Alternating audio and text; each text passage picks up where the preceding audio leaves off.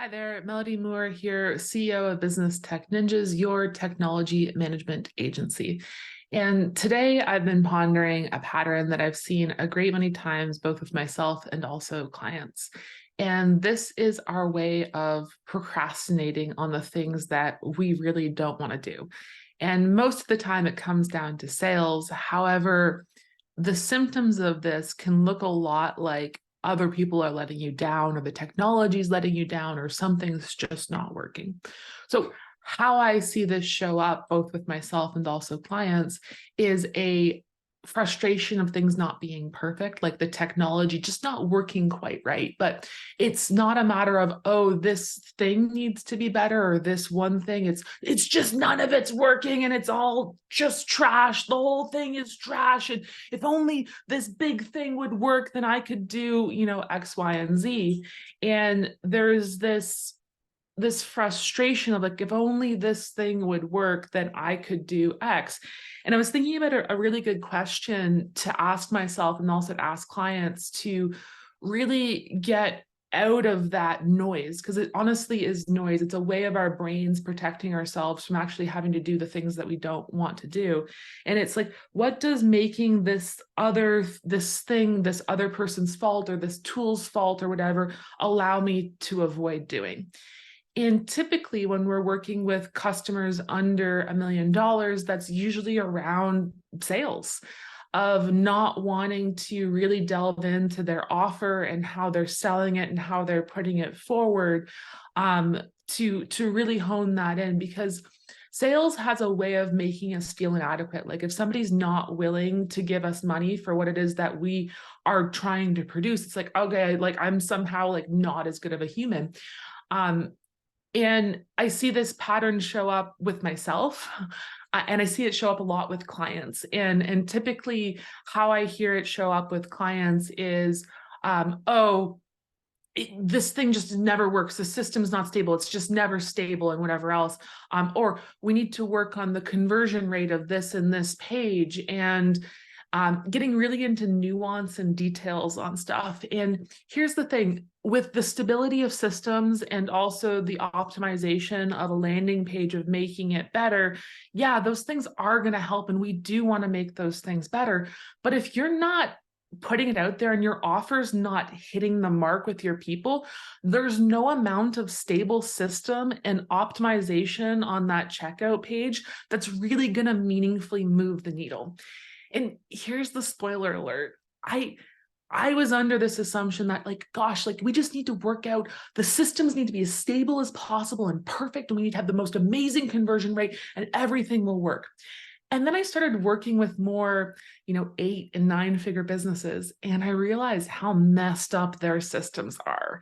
I realized that they don't have all of their ducks in a row, and they're making sometimes double, if not triple, the amount of revenue that these smaller businesses that are so focused on this nuance and detail, like if only our conversion rate would be 0.1% better, then everything would be amazing.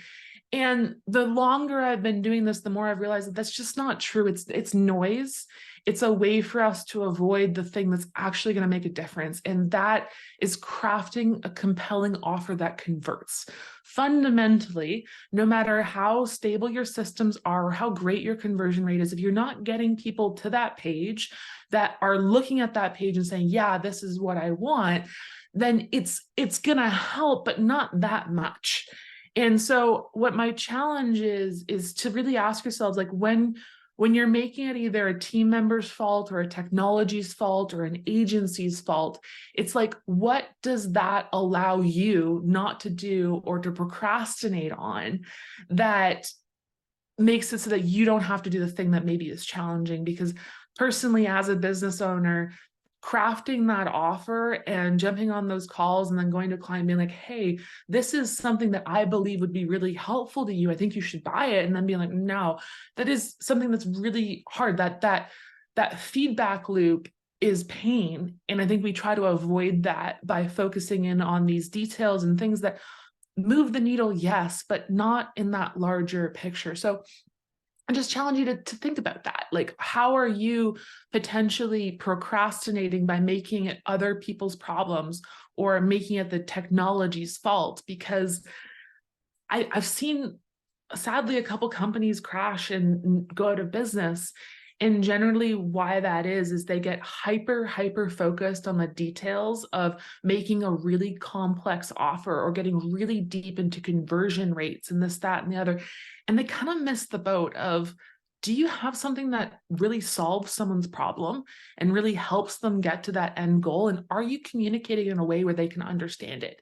And it's like, if you focus in on those two things and get that really honed in, people will tolerate shitty systems and unstable systems and things not working right. And maybe a bug not the right color on that sales page. But no amount of figuring out and working on those things is going to help if you don't have a compelling offer and solve a problem better than your competitors do. So I'd love to hear your thoughts. This is something that's just, it, I hate watching people struggle and to kind of just spin their wheels. So I'm really curious, like, have you seen this for yourself? Has it shown up for you? Am I totally off base here? And like, what, Melody, what are you talking about? I'd love to hear your comments and just kind of like start this conversation, because I think if we're better at honing in on the things that actually matter and clearing out that noise, we can spend more time enjoying life and less time in stress and dis-ease and more time enjoying each other and doing the things that we love and enjoying nature and our children and our puppy dogs and all of the wonderful things in life, and less stress on, oh, why isn't this thing working? So I'm excited to hear what you think.